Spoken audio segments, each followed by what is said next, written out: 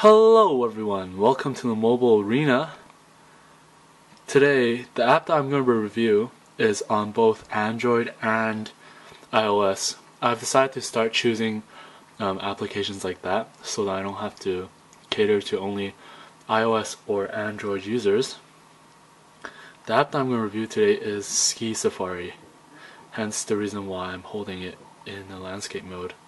Now this game, I've been playing it for ever since I got my iPhone, and I think it is a very well made game. It depends on what kind of game style that you like, but for me it has very good longevity when I was playing it. Now I'm going to go to this stage first, because this is what you're going to see when you first play the game. I'm going to go into settings, get that over with first. There's music and there's sound effects. So I'm just going to have the sound effects on because they're okay, they're not too loud. Now the next thing is that we have the shop, where there are a lot of different characters you can choose. But the first thing I'm going to do is show the gameplay in general. This is what you're going to encounter when you first play, and they're going to probably teach you how to play it, but I'm just going to show you exactly what happens. So the skier is called Sven. The first time you play, you're going to be in this bed, which can't really do anything, and then once you hit the bed, then you can start skiing. Now, the character I'm using here is not the original one, but for illustrative purposes, I'm going to show you anyways. Now, the object of the game mainly is to gain points and to go as far as you can without the avalanche getting you. Basically, you're sleeping, and then all of a sudden the avalanche just came, and then you're just running out of bed. And this is what's happening right now. Now, for each level, as the game progresses, there is a lot of different kinds of goals and features that keeps you to keep playing the game. It's a bit hard to talk and play at the same time, but nonetheless, it keeps you to keep playing the game. Now, eventually, when you start slowing down or crashing into things like what I was doing, then you would have the avalanche come closer and closer, and then that sign will show up, which means that the avalanche is coming closer. And since I'm going faster, then the sign will disappear. You can also do stuff like the flip to go further, but sometimes you can't do it. And of course, you flip easier when you're by yourself. If you're with something like this, it's harder to flip. All you have to do is hold it when you flip it. So you can see, I'm not really pressing anything. I'm just pressing one button. That's all I have to do. And this is the eagle that also comes with this game. And you can use it to your advantage to get further, or to get points, to accumulate points there. To get a high score, it is basically dependent on the scores there. So it's not only about getting far, but also about making sure that you will score as high as you can. So that was a pretty good.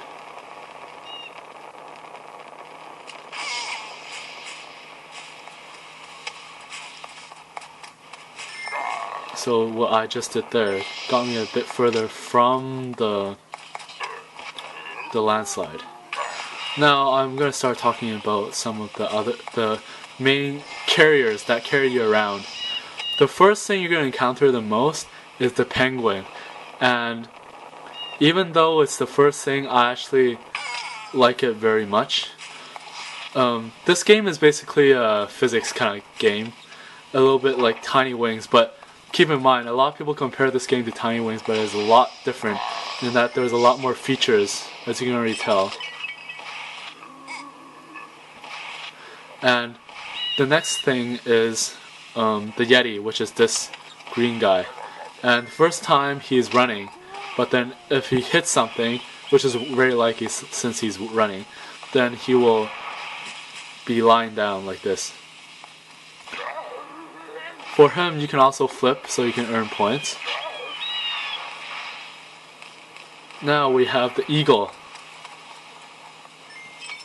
which gets you very far, but it doesn't keep carrying you like the other ones.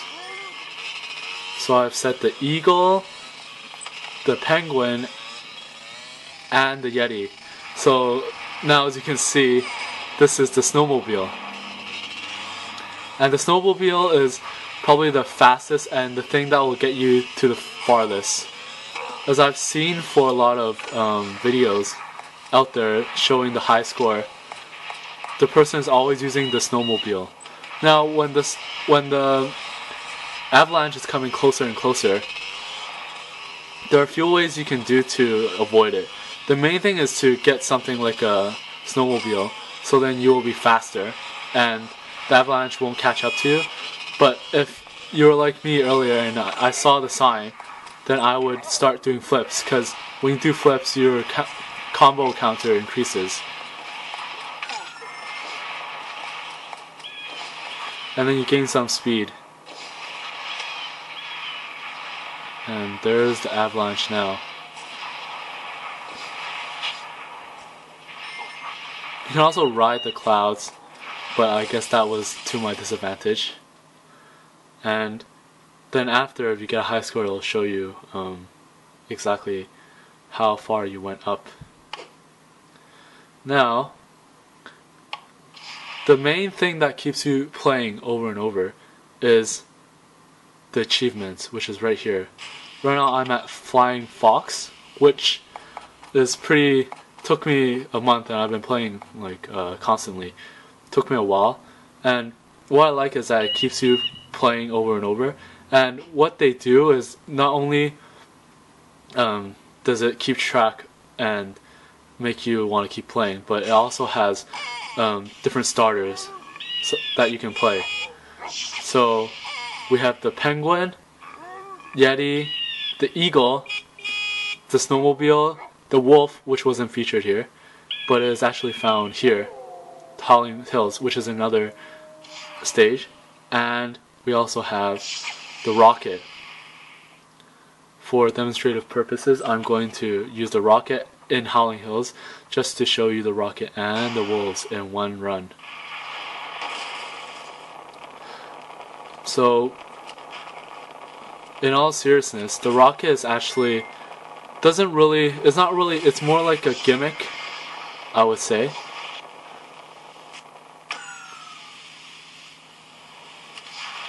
Because the main reason that you're playing is to keep going further. So the rocket just helps you, give you an extra boost in the beginning. But afterwards, once it blows up by itself, then we're back to using penguins and wolves and such. Also, when you start playing these more complex levels, once you hear the sound of the wolf, you know that there's a wolf ahead. And there it is. Hopefully I can catch up to it.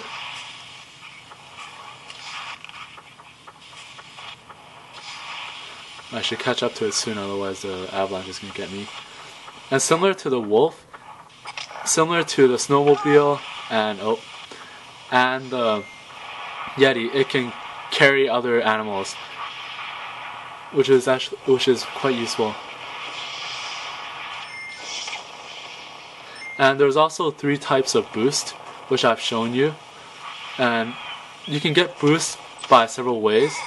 The easiest is actually by doing combos and over again.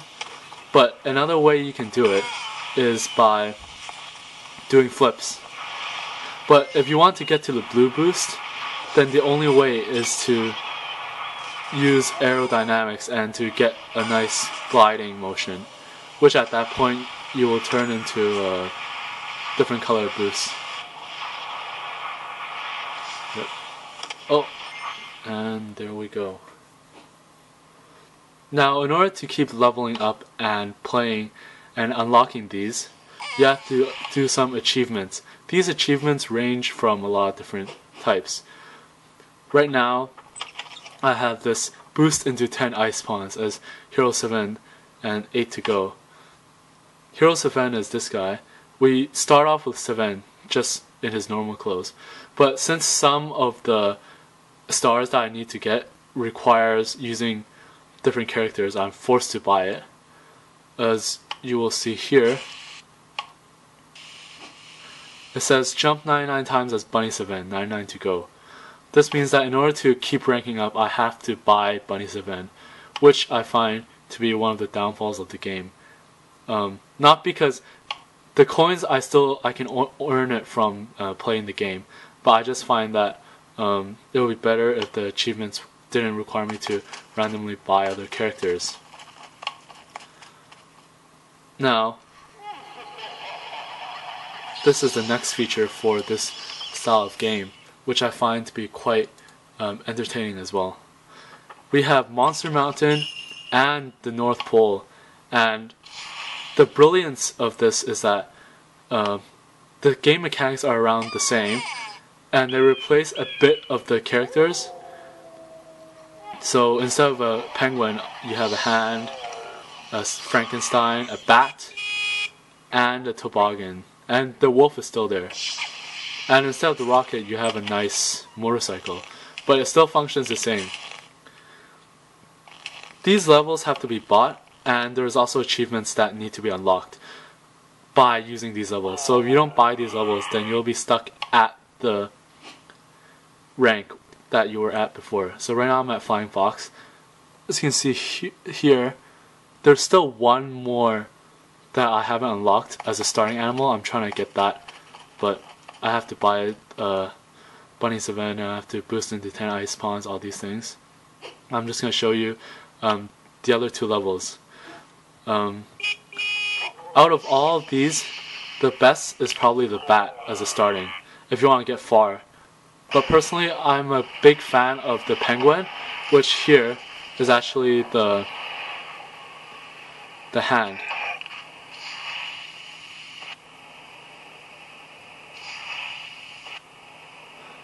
And as you can see, the game mechanics are the same. However, the setting is different and the monsters are different as well. There's also a bit more obstacles, such as the pumpkins. There's a wolf already.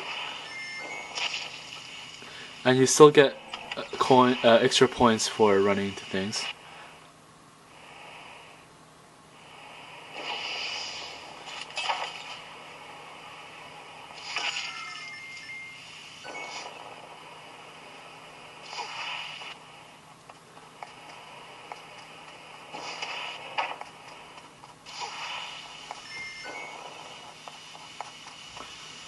Oh, there's a Frankenstein.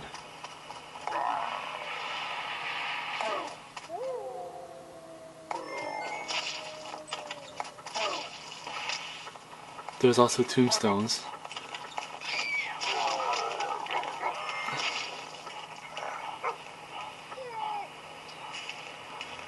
Now, I haven't talked much about the wolf in general, but the wolf is very fast. It is on par with the ski mobile.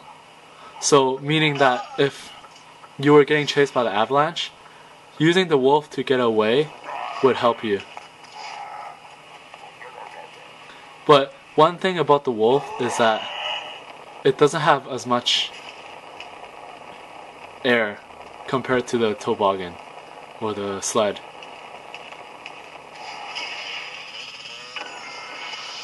That was a mistake. And I'm pretty sure soon it's going to catch up to me. Oh.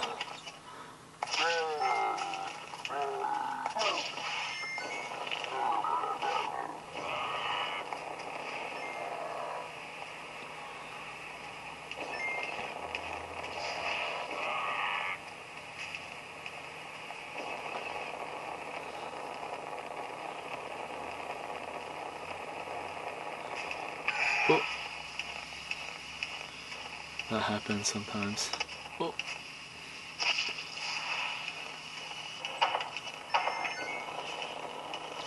If I'm not mistaken, this app is for free for the Google Play Store, but it costs $1 on iOS, and I've played it on the Nexus 7, and it is pretty much the same. The reason why I'm using the iPhone 5 to record it is just that it's easier to manage a smaller device on the camera.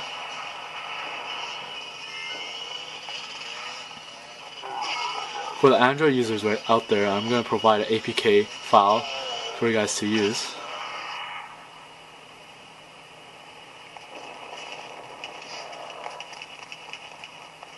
I think I've shown enough of this level. So the next one, probably my favorite one, is the North Pole. The North Pole is a lot more, I think the monster one is sort of bleak, of course. The North Pole is a lot more fun, and instead of the wolf, we have the reindeer, which is right here. And there's a lot of stuff in this level, like getting those stars, and the reindeer also gets a lot more air. There's also the snowball function, where when you run into a snowman, then you turn it into a snowball and you just roll. I sort of like the function, but then at the same time, it's not fast enough to outrun the avalanche. So if you were getting chased by, I wouldn't recommend running into a snowman.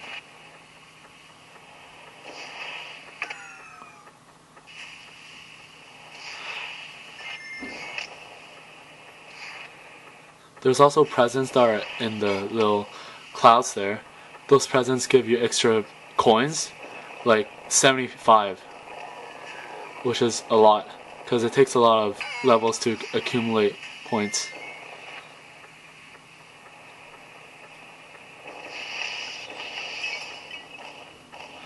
Another good thing about the snowball is that the animals that it runs into, you can use them after, so it gets stuck into your little ball.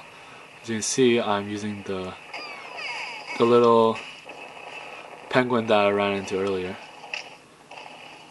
And the snowball also gains a lot of speed, but sometimes when it doesn't gain speed, that's when you're in trouble and you can't use it.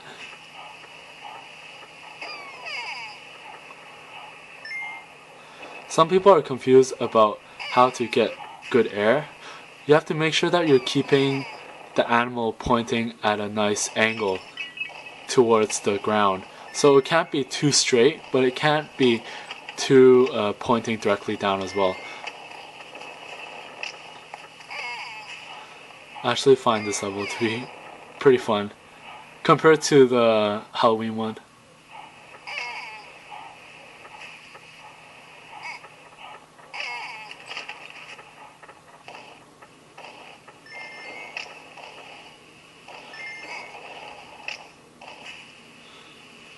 Hopefully I'll get to the point where I can show you the best function for the reindeer, and it's only found in this game, this level.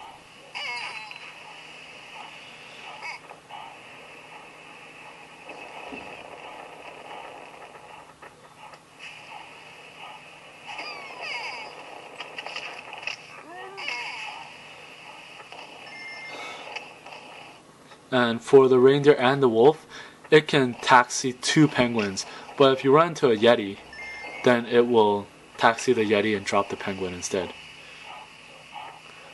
For both the reindeer and the wolf and the toboggan, you can also taxi the eagle or the bat in front. I think the bonus it will show over here is called head ornament or head sign, because the bat will be right in front.